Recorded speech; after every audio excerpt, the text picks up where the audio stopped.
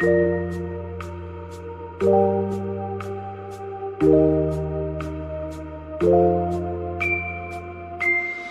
कहानी प्यार से शुरू नहीं होती। कुछ कहानियां समझौते से शुरू होती हैं।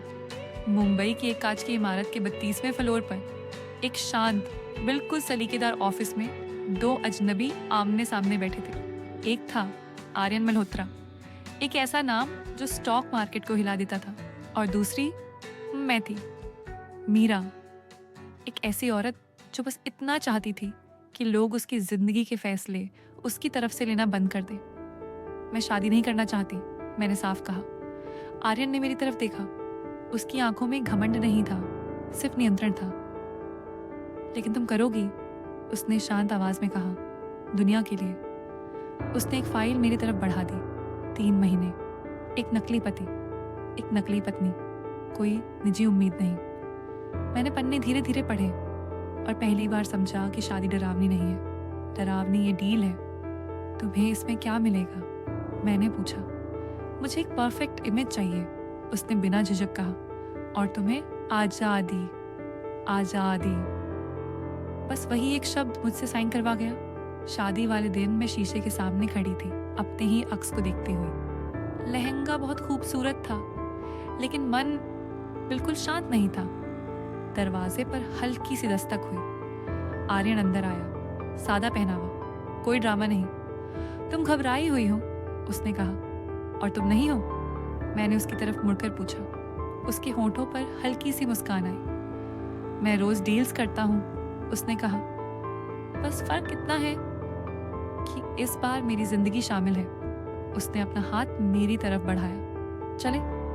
मैंने अपना हाथ उसके हाथ में रख दिया। सिर्फ एक औपचारिक सा स्पर्श, लेकिन मेरा दिल उसे महसूस कर गया। शादी किसी सपने जैसी लगी। मंत्र, आवाजें, कैमरे। जब उसने मेरी मांग भरी, मेरा दिमाग फुसफुसाया।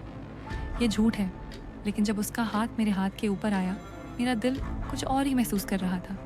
मुस्कुराओ, उसने धीरे से कहा, और मैं मुस्कुरा दी। इस बार सिर्फ कैमरों के लिए नहीं। होटल स्वीट खामोश था। दरवाज़ा बंद होते ही पूरी दुनिया बाहर रह गई। हमें अपनी सीमाएं तय करनी चाहिए, मैंने तुरंत कहा। उसने सिर हिलाया। बिल्कुल। उसकी नज़र सोफे पर गई। मैं वहीं सो जाऊंगा। बिस्तर काफ़ी बड़ा है। मेरे मुंह से बिना सोचे निकल गया। एक पल का सन्नाटा, फिर हम दोनों मुस्कुरा दिए। लाइट्स बंद हो गई। बिस्तर के 2 कोने, बीच में एक अनजानी सी खामोशी। नींद किसी को नहीं आई। अगर ये मुश्किल हो गया तो? मैंने अंधेरे में धीरे से पूछा। उसकी आवाज़ आई, संतुलित, स्थिर। तो हम ईमानदार रहेंगे। और उसी पर मुझे एहसास हुआ, ये डील शायद उतनी आसान नहीं है जितनी हमने सोची थी। मुझे उम्मीद नहीं थी कि खामोशी इतनी जोर से महसूस होगी। वह कमरे में था, और फिर भी हर तरफ। हम छू नहीं रहे थे, हम बात नहीं कर रहे थे, लेकिन हमारे बीच कुछ बदल चुका था। मैं खिड़की के पास खड़ी थी, शहर की रोशनियों को एक दूसरे में घुलते देखती हुई। बारिश शीशे पर धीमी लकीरें बना रही थी। मुझे उसकी नजरें अपने ऊपर महसूस हो रही थी। मुझे ऐसे मत देखो, मैंने धीरे से कहा। इससे सब ज़रूरत से ज़्यादा मुश्किल हो जाता है। मैंने उसके कदमों की आहट सुनी, ना जल्दी, ना लापरवाही। किस तरह मुश्किल? उसने पूछा। मैं उसकी तरफ मुड़ी। वह अब बहुत पास खड़ा था, इतना कि मैं उसकी सांसें महसूस कर सकूं, गर्म और संयमित। ये सब साधारण होना था, मैंने कहा। एक किरदार, एक अभिनय। उसकी नज़र एक पल के लिए झुकी, फिर मेरी आंखों में लौट आई। अभिनय किसी की सांसें भूलने पर मजबूर नहीं करता, उसने धीमे से कहा। मेरा सीना अचानक भारी हो गया। मैंने अपना हाथ उठाया और उसकी छाती पर रख दिया, सिर्फ दूरी बनाने के लिए, या शायद उसे परखने के लिए। उसकी धड़कन तेज थी, घबराई हुई नहीं, बस सच्ची। और उसी पल मुझे अपनी धड़कनों का भी पूरा एहसास हो गया। अगर हम ये लकीर पार कर गए, उसने धीमी आवाज में कहा, तो ये नकली नहीं रहेगा। मैंने गहरी सांस ली। और अगर नहीं किया? मैंने पूछा। तो हर रात हम ये दिखावा करेंगे कि हमें कुछ महसूस नहीं होता। हमारे बीच की जगह खतरनाक लग रही थी, इसलिए नहीं कि वह कम थी, बल्कि इसलिए कि हम में से कोई पीछे हटना नहीं चाहता था। एक पल तक हम दोनों हिले नहीं।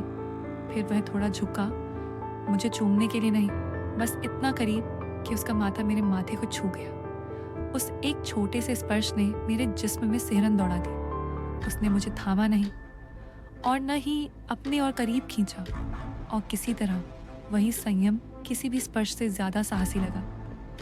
इसीलिए कॉन्ट्रैक्ट्स होते हैं, मैंने फुसफुसाकर कहा, और इसी वजह से वे टूट भी जाते हैं, उसने जवाब दिया। मैं ही पहले पीछे हटी। दिल तेज धड़क रहा था।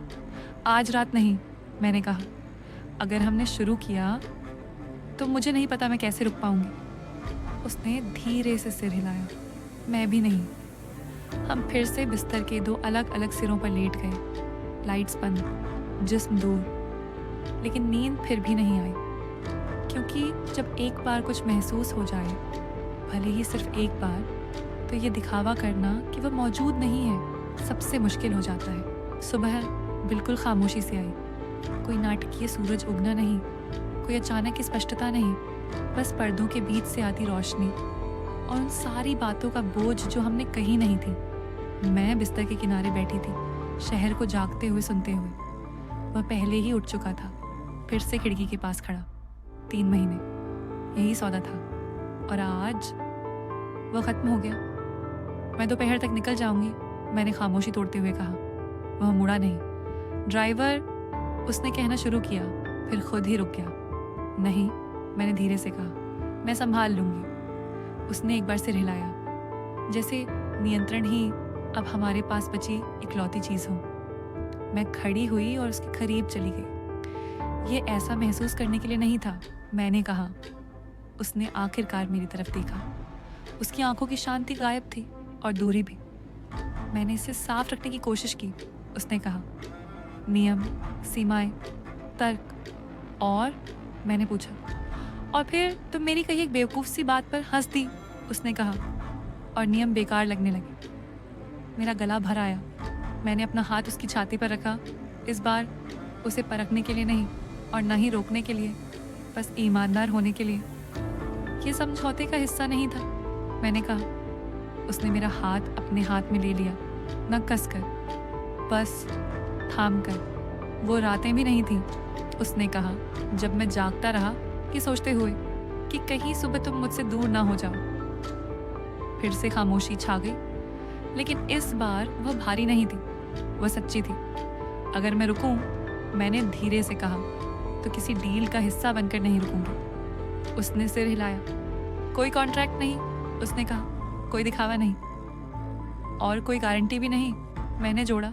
उसके होठों पर हल्की सी मुस्कान आई। मैंने पूरा साम्राज्य जोखिम पर खड़ा किया है। मैं भी मुस्कुरा दी, हालांकि आंखों में आंसू भर आए थे। तो फिर ये अब तक का सबसे बड़ा जोखिम है। हमने जल्दी नहीं की, जरूरत भी नहीं थी। जब उसने मुझे अपनी बाहों में लिया, वह बेताबी नहीं थी, वह यकीन था। कोई दर्शक नहीं, कोई कैमरा नहीं, बस 2 लोग जो एक ही पल में झूठ बोलना छोड़ चुके थे। उस दिन डील खत्म हो गई, लेकिन शादी नहीं, क्योंकि कभी कभी सबसे सच्ची प्रेम कहानियाँ वादों से शुरू नहीं होती, वे तब शुरू होती हैं जब दोनों लोग रुकने का चुनाव करते हैं।